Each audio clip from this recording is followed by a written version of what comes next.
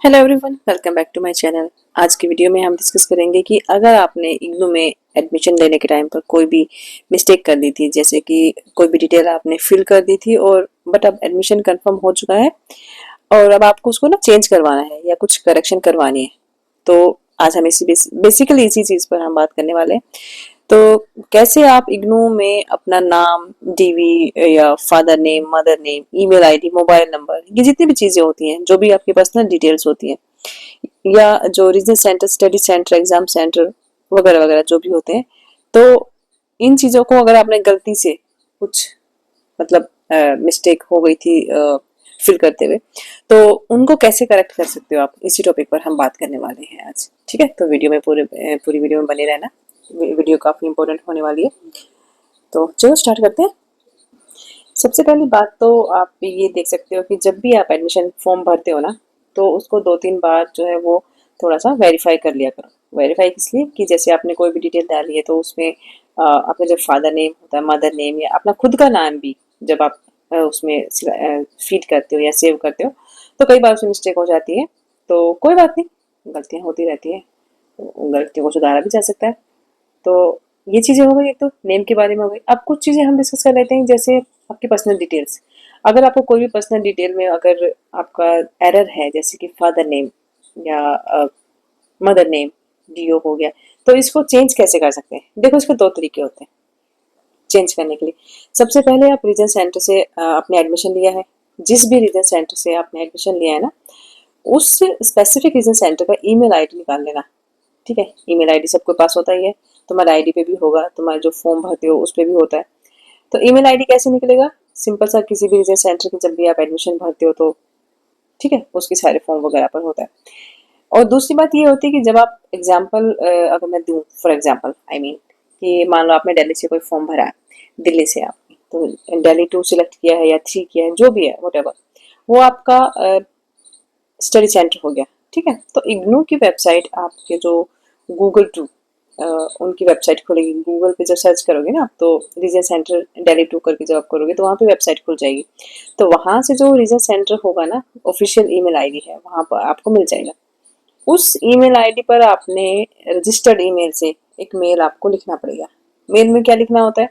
Subject में आपको डालना होता है कि correction personal details, name, father name, mother name. उसके बाद आपको पूरा लिखना होगा कि सर, मैंने एडमिशन मतलब मैं थोड़ा सा एक डेमो दे रही हूँ कि मैंने एडमिशन के टाइम पर जो मेरे फादर नेम में मैंने गलती से ये वगैरह डाल दिया था, या मदर नेम में जो भी शो हो रहा है वो, बट मेरा जो ओरिजिनल नेम है, मतलब जो फॉर्म में जो शो हो रहा है, उसको मुझे चेंज करवाना है या करेक्ट करवाना है। ठीक है, तो ओरिजिनल फादर नेम है वो, ऐसी कंडीशन में आपको कुछ डॉक्यूमेंट्स शायद उसमें अटैच करने पड़ेंगे, जिसके नाम पर आपसे मतलब उस करेक्शन के लिए आपसे क्या क्या चीज़ें मांगी जा सकती हैं, जैसे कि आपको आधार कार्ड, ठीक है, आपकी 10th की मार्कशीट, 12th की मार्कशीट, जिसमें फादर नेम एग्जैक्ट एग्जिट करता है। ठीक है, आपसे और क्या चीज़ ले सकते हैं उसके बाद आपको एक मेल भेजते हैं वो लोग कि 15 दिन का वेट करना है। 15 दिन के अंदर या तो डिटेल आपकी गलत हुई होगी तो वो चेंज हो जाएगी ऑटोमेटिकली,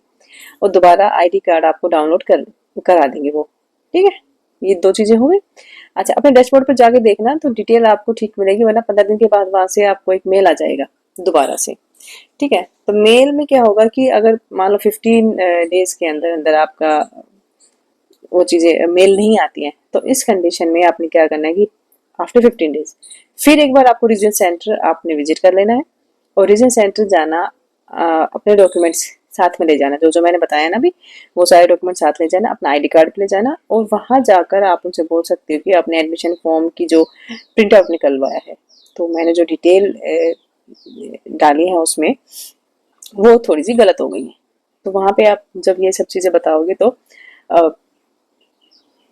वो दिल हेल्प यू। ठीक है, अब तुम लोग सोच रहे हो कि मैं क्या कर रही हूँ यहाँ पे, यहाँ मैं थोड़ा सा अपना काम भी कर रही हूँ साथ साथ।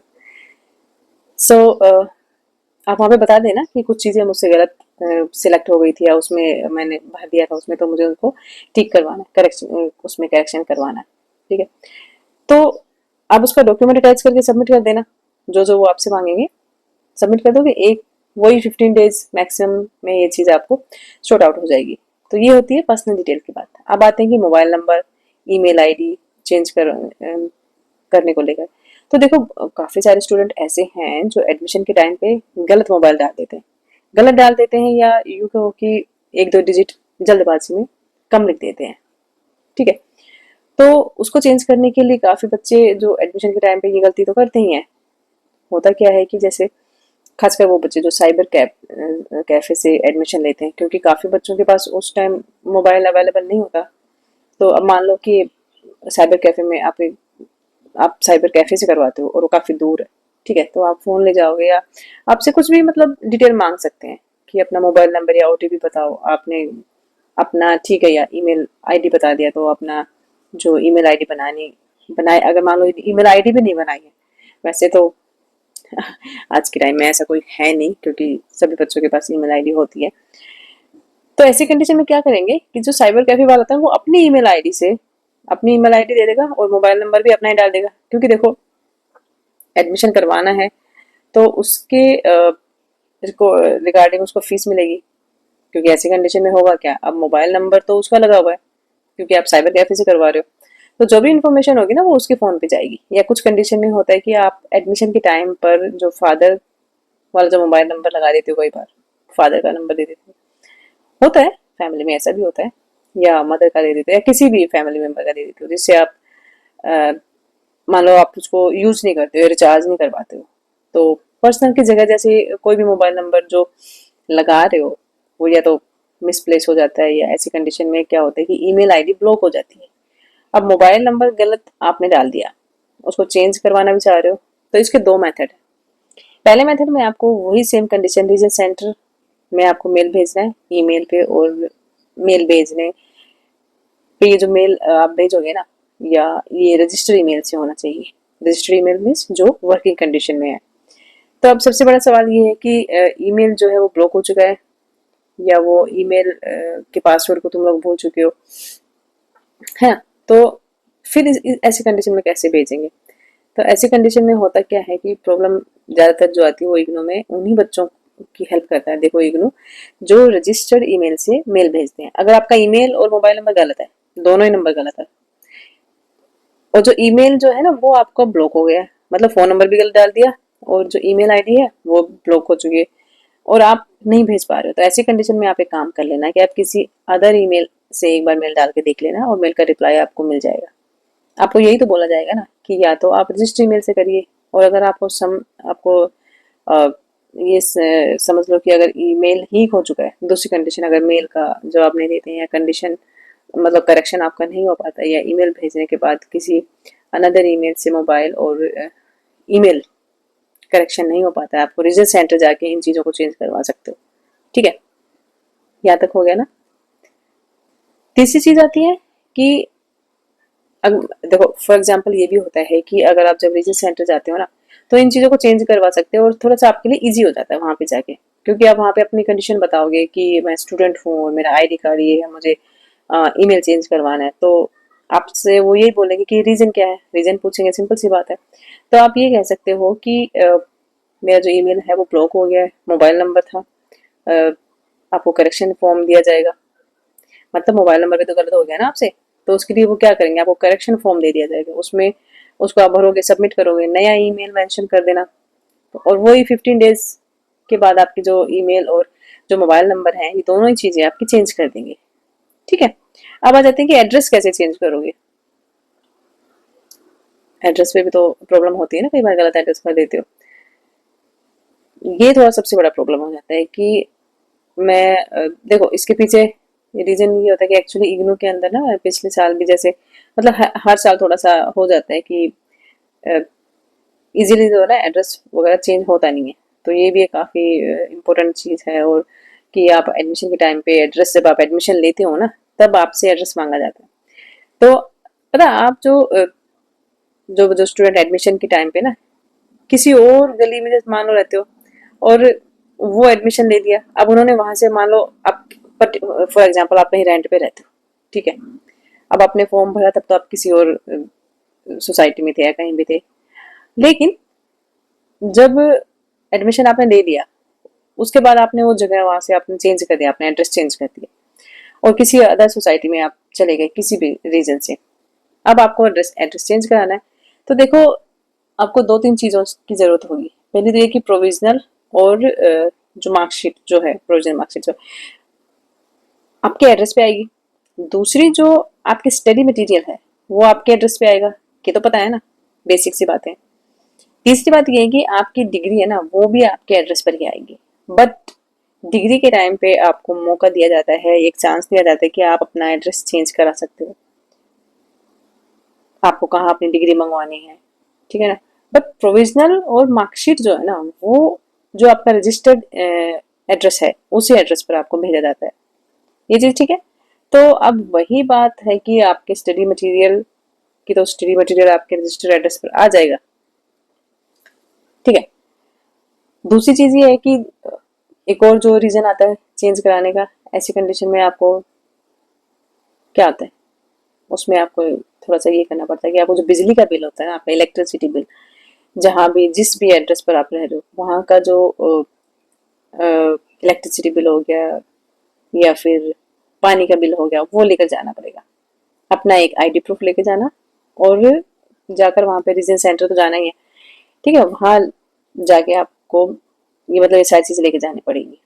पहले मेल कर लेना, एक बार मेल डाल के देख लेना, ठीक है। पहले मेल कर लेना, रजिस्टर्ड ईमेल से मेल करना। उसके बाद आप बता देना कि आपको एड्रेस चेंज करने के लिए आपको उनको बताना पड़ेगा कि मुझे एड्रेस चेंज करवाना है और करेक्ट करवाना है, करेक्शन करवाना, जो भी आपकी प्रॉब्लम है, या एड्रेस में करंट का जो एड्रेस है वो, या फिर न्यू एड्रेस मेंशन करके उसको, जो इलेक्ट्रिसिटी बिल हो गया अपना, और जो भी डॉक्यूमेंट्स हैं आपका, आईडी का, रोल नंबर, प्रोग्राम कोर्स, पूरा डिटेल करके उसको मेल कर देना, ठीक है। 15 डेज का वेट कर लेना। फिर थोड़ा वेट करना कि क्या आपका एड्रेस चेंज होता है और नहीं होता है। अगर चेंज होगा तो आपको मेल आ जाएगा, मैसेज भी आ जाएगा। अगर चेंज नहीं होगा तो कोई रिप्लाई नहीं आएगा। ये तो अंडरस्टूड सी बात है। ऐसी कंडीशन में फिर आपको रीजन सेंटर जाना है 15 दिन का वेट करने के बाद, अगर कुछ भी नहीं रिप्लाई आता है तो। और रीजन सेंटर में जाना मतलब ठीक है, ये सारे काम करवाने तो जाना भी पड़ेगा, ठीक है ना। तो रीजन सेंटर में जाके वहाँ पे आप बात कर लेना। वहाँ आप असाइनमेंट सबमिट करते हो रीजन सेंटर में, सबको पता है ऑफिस होते हैं रीजन सेंटर के, काफ़ी सारे स्टडी सेंटर भी होते हैं, ठीक है। तो इस चीज़ को मैं इसलिए बार बार बोल रही हूँ कि जैसे दिल्ली से बिलोंग करते हो आप, दिल्ली से, मुंबई से, कहीं से भी, तो दिल्ली में 3 रीजन सेंटर हैं फॉर एग्जांपल, 1, दिल्ली 2, दिल्ली 3। ये सारे आरसीसी वेबसाइट पर जाओगे या फिर गूगल भी करोगे ना, तो जो भी आपका एड्रेस होगा ना वो मिल जाएगा। मतलब कि किस तरह से आपको चेंज करवाना है वो वेबसाइट पर जाके। तो ये चीज़ें हो गई। अब बात करते हैं कि स्टडी जो स्टडी सेंटर और रिसर्च सेंटर चेंज करवाना है। अभी तक तो हम लोग फ़ोन वगैरह के बारे में बात करते हैं। अब बात करते हैं कि मान लो रीजन सेंटर भी चेंज करवाना है, स्टडी सेंटर चेंज करवाना है। तो पहले तो एक चीज़ बता दूं कि स्टडी सेंटर और रीजन सेंटर चेंज कराने का मतलब है कि आप कहीं ना कहीं अपने असाइनमेंट जहाँ सबमिट करने वाले हो उस लोकेशन को आप चेंज करोगे। जैसे जो आपके असाइनमेंट होते हैं ना, वो असाइनमेंट आपके स्टडी सेंटर पर सबमिट होते हैं, और आपका स्टडी सेंटर जो होता है ना, वो रिस्पेक्टेड, मतलब क्या बोलूँ उसको, जो स्टडी सेंटर होता है, मतलब मेनली ये होता है कि आपको सबमिट तो वहीं करने होते हैं। अब आपने कहा कि मुझे वहां से मान लो मैं चला गया हूँ, आपका एड्रेस चेंज हो गया, मेरा मतलब कि आप वहां पर नहीं हो उस एड्रेस पर, मान लो दिल्ली में हो, अब आप कहीं और चले गए, तो अब सबमिट कराने मुझे दिल्ली आना पड़ेगा। तो क्या मेरा स्टडी सेंटर चेंज हो जाएगा? स्टडी सेंटर तभी चेंज होगा अगर जब आप रीजन सेंटर चेंज करोगे। मतलब खाली स्टडी सेंटर चेंज नहीं होता है, उसके लिए आपको रीजन सेंटर भी चेंज करवाना पड़ेगा। जैसे कि फॉर एग्जांपल मान लो मैं दिल्ली एग्जांपल ले लूँ, क्योंकि अब दिल्ली का एग्जांपल दे रही हूँ, तो मान लो कि RC2 में एडमिशन लिया। RC2 में आपने मान लो कोई भी कॉलेज ले लिया, फॉर एग्जाम्पल श्यामलाल कॉलेज आता है जैसे, उसमें लिया है, तो एक थोड़ा सा हिंट ये दे सकती हूँ, श्यामलाल कॉलेज जिस रीजन सेंटर के अंडर आता है ना, RC2 के अंदर ही है। तब आप मान लो कि आप जा रहे हो, आउट ऑफ दिल्ली जा रहे हो, ठीक है। अब आपका रिसर्च सेंटर बना हुआ है श्यामलाल कॉलेज, तो अपना असाइनमेंट सबमिट करोगे तो कहाँ करोगे? स्टडी सेंटर आपने जैसे कि सबमिट कराएंगे, असाइनमेंट सबमिट कराओगे स्टडी सेंटर पे, तो इसको चेंज करने के लिए सबसे पहले आपको रिसर्च सेंटर चेंज कराना होगा। रिसर्च सेंटर कैसे चेंज होगा? रिसर्च सेंटर को चेंज करने के लिए आपको रिसर्च सेंटर में आपने जो एडमिशन लिया है ना, जहाँ, वहाँ जाना। वहाँ आपको एक एप्लीकेशन देना होगा। एप्लीकेशन में आपको लिखना होगा कि मैं यहाँ, फॉर एग्जांपल आप ये लिख सकते हो कि मैं यहाँ से शिफ्ट कर चुका हूँ एक स्टेट से दूसरे स्टेट, जो भी जो वट एवर स्टेट आप लिखना चाहो, इसलिए मैं अपना रीजन सेंटर चेंज कराना हूँ। जब आप रीजन सेंटर चेंज कराओगे ना, तब आपसे वहाँ पूछा जाएगा कि जिस भी रीजन सेंटर में आप जा रहे हो वहाँ पर किस कॉलेज में आप स्टडी सेंटर को चूज करोगे, सिलेक्ट करोगे। उस कंडीशन में आप उस स्पेसिफिक रीजन सेंटर को मेंशन कर देना उनके सामने, मतलब जो जो आप सिलेक्ट करना चाह रहे हो ना वो उनके सामने ही सिलेक्ट कर देना। और प्लस जो भी स्टडी सेंटर है उसको मेंशन करना। और फिर ये जो प्रोसेस है ना, ये तकरीबन 1 महीना या मैक्सिमम 1 मंथ का टाइम लगता है। बट थोड़ा सा मैं ये बताना चाहूँगी कि ये तभी करवाना जब ज़रूरी हो, क्योंकि प्रॉब्लम हो जाएगी खासकर वो बच्चे जो पुराने बच्चे हैं। मान लो आपने फर्स्ट ईयर में दिल्ली में असाइनमेंट सबमिट किया है, ठीक है ना। कुछ जो पुराने स्टूडेंट है उनके लिए थोड़ी सी प्रॉब्लम ये हो सकती है कि मान लो आपके असाइनमेंट के नंबर आ चुके हैं तो कोई दिक्कत वाली बात नहीं है। बट असाइनमेंट के नंबर भी अभी आधे असाइनमेंट्स के नंबर आए हैं, कुछ असाइनमेंट के नंबर अभी नहीं आए, ठीक है। उस चीज में उस टाइम में अगर आपने चेंज करा लिया तो आप थोड़ा सा प्रॉब्लम में आ जाओगे, है ना। और आप जो करंट वाले स्टूडेंट हैं और जो पुराने कहेंगे, तो अब आप मान लो स्टूडेंट, इसको थोड़ा सा ऐसे समझ लो कि अगर मान लो जो आपके आधे असाइनमेंट के नंबर आ चुके हैं और आधे के नहीं आए, तो जब आप अपना जो भी सारी चीजें हमने जो डिस्कस करी हैं, अगर वो सब चेंज कराओगे तो जो बचे हुए पेपर हैं वो आपको थोड़ा सा दिक्कत हो सकती है असाइनमेंट के मार्क्स आने में, या थियरी मार्क्स आने में, या स्टडी मटेरियल का सामान आने में, ठीक है। तो ये थोड़ी सी कुछ चीजें थी जो कुछ आज डिस्कस करना था। बट आपका जो पूरा डॉक्यूमेंटेशन है, प्रूफ है आपके पास, हर चीज़ आप चेंज करवा सकते हो, ऐसा नहीं है। वहाँ पे आप जब जाते हो तो they are helpful people there, they help you definitely. बस इतना था कि जो भी चीज़ें आप करोगे तो उसके लिए थोड़ा सा पेशेंस रखना, वेट करना, 15-20 दिन का वेट करना पड़ेगा। अच्छा, कुछ हो सकता है वहाँ पे कुछ चार्जेस भी लगेंगे ये सारी चीज़ें चेंज करवाने के लिए, ठीक है। तो यही बातें थी आज जो डिस्कस करना था। आई होप कि वीडियो ठीक लगी होगी। बाकी अगर कुछ पॉइंट्स रह गए हो जो कि क्लियर होने चाहिए थे, जो हो सकता है मुझसे छूट गए हो, तो आप कमेंट बॉक्स में बात कर लेना, ठीक है। चलो मिलते हैं नेक्स्ट वीडियो में। Thank you.